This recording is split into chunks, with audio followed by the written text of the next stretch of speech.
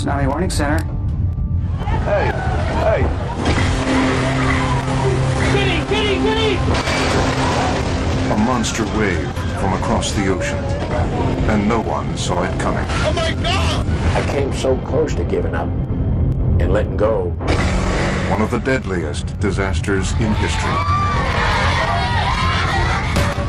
As many as 20,000 are dead. 40,000. 150,000. How often do tsunamis hit? All the world's oceans and seas have experienced tsunamis. Where will the next one strike? We look for areas in which the number of small earthquakes is changing rapidly. Coming again! And is something bigger and even more powerful waiting to be unleashed? That wave is a good 15, 20 feet tall. From the first quake to the latest questions, the full story of the tsunami that stunned the world.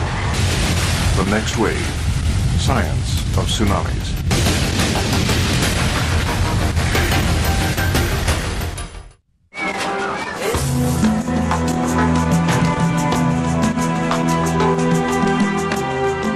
Christmas Day 2004, Honolulu, Hawaii.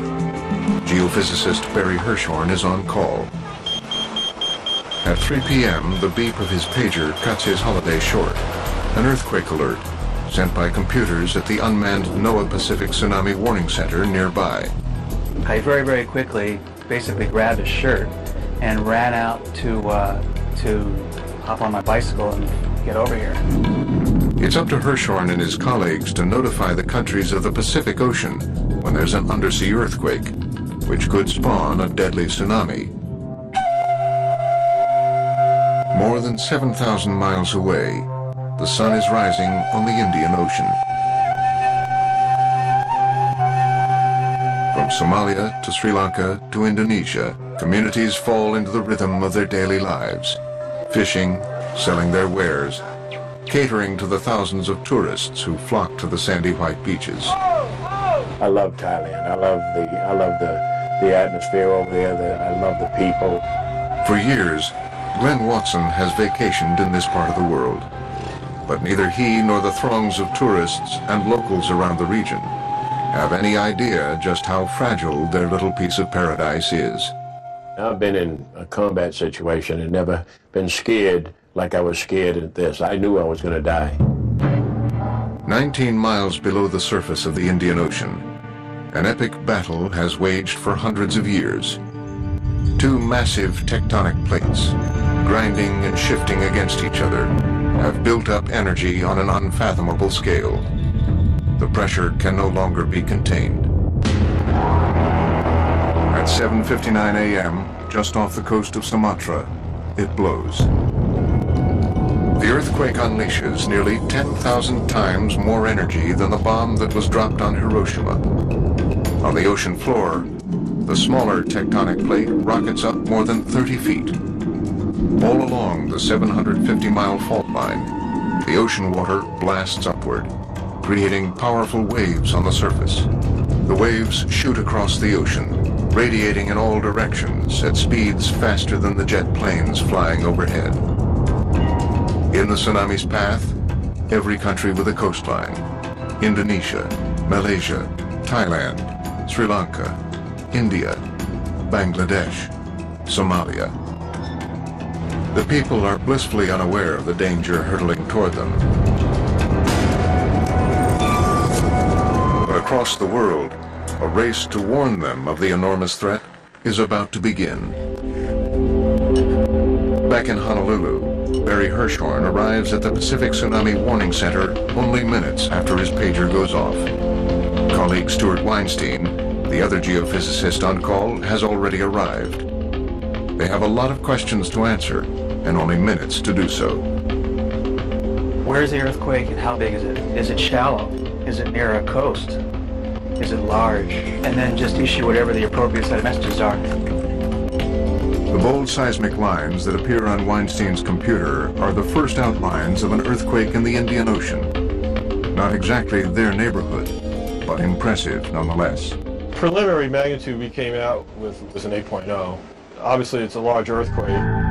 At 3:14, an automatic bulletin is sent to the Pacific nations on the center's list, notifying them of an earthquake.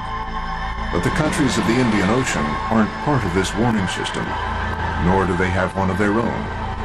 At this stage, the scientists have no reason for alarm. You don't have any sense that this is going to be something that's going to propagate across the Indian Ocean with destructive power. But as seismic data begin to pour into the center, a far different picture emerges. New numbers indicate the quake is bigger than they at first thought, an 8.5. At 3:45, they call the center's director, Charles McCreary. When they alerted me that it was an 8.5, that was a little bit alarming because it would have been the largest earthquake in the world in 40 years. McCreary heads straight to the office. He tells his staff to send out a second bulletin with a revised magnitude. At 8.5, the earthquake is far stronger. Suddenly, a tsunami seems much more likely. Certainly everybody's glued to the screen and trying to analyze this as best they can. There were 3 of us who were in high gear. In the Aceh province of southern Indonesia, a violent earthquake tearing apart the ocean floor 155 miles away is shaking buildings to the ground and tossing thousands of people around like rag dolls. Many buildings that survived the initial quake collapse in the aftershock, which follows only minutes later. But the catastrophic chain of events is just beginning for Indonesia. 30 minutes after the earthquake, the first wave of the tsunami reaches the coast.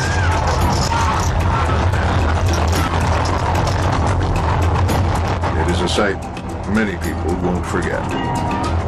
My lovely sister, you know. I always remember for her. The first monster wall of water charges on shore, swallowing everything before it. Nowhere else in the region will the waves of the tsunami be higher and reach farther inland. As it races toward the coastline, where the ocean becomes more shallow, the front of the wave slows down. But the back of the wave is still traveling hundreds of miles an hour. It pushes against the front, making it rise up, creating a towering wall of water. Instead of breaking on the shore like a normal wave, tsunamis sweep onto land, engulfing everything in their path.